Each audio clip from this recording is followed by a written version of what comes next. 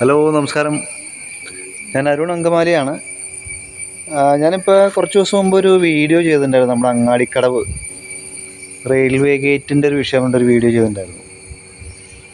അപ്പോൾ ഇത് ഇപ്പോഴത്തെ സെറ്റപ്പ് എങ്ങനെയാണെന്ന് വെച്ചാൽ നിങ്ങളൊന്ന് കാണിക്കാം.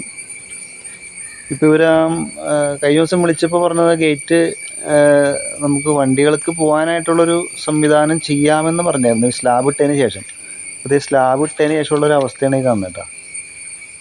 സ്ലാബ് ഇങ്ങനെ നിരത്തിയിട്ടുണ്ട്.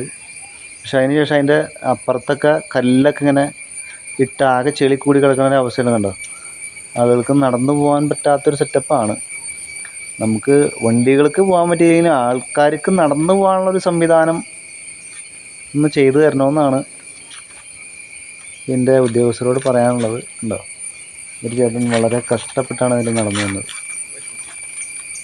ആകെ ചെളിക്കൂടി ആകെ തവിടുകൂടിയായിട്ട്.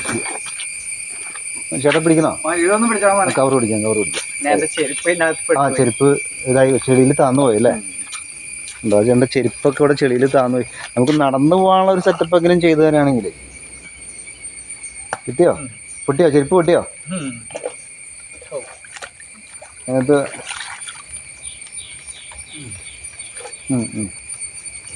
പതുക്കെ പതുക്കെ പതുക്കെ സൂക്ഷിച്ച്.